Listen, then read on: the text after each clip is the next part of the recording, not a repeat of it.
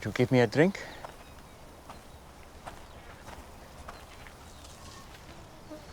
Did you hear me? That bad, huh? What?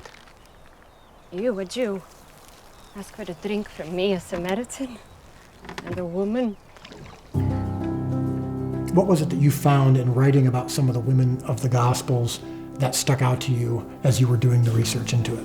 The thing that I loved about it is when you have these moments where Jesus announced himself, his actual identity, for the first time, was to the woman at the well. This Messiah you speak of, I am he.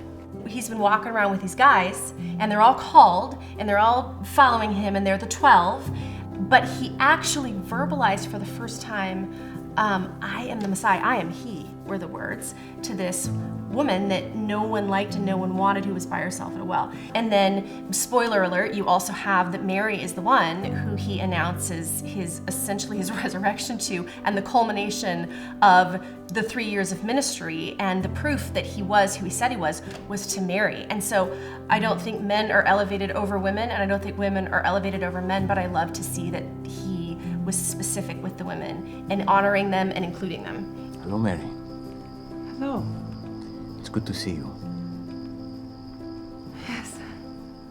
So in the Gospels, when Jesus would do a miracle, it usually took 1 or 2 verses.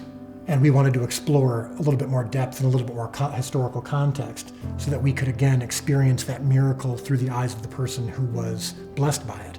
So what did you discover about, for example, the woman who struggled with blood? What historically, contextually, or culturally made that story even more powerful? I think just their interaction, how Jesus acknowledges her courage, first of all, the fact that she was willing to brave a crowd when she could very easily have been shunned. Just the fact that because of her issue that she would have been quarantined, that she wasn't even supposed to be in a public place. And then the shame associated with it, of course. And so she thought she could kind of be stealth, and she had the faith that that she could get a healing. And Jesus is like, oh, no, we're not gonna do this stealth. We're not gonna do this under the radar. I wanna acknowledge your faith, and I wanna use it as an example for all the people around her. And I just thought that was just so extraordinary. And you see his compassion that he has for women, and how, he treats them as equals to men.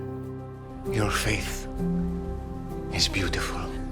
And so that is what we were approaching with the show and with the devotional, is these people that we know a little bit about, how can we put the reader in the minds of those people so that when they encounter Jesus through the eyes of these people who actually met him, they can be transformed in the same way.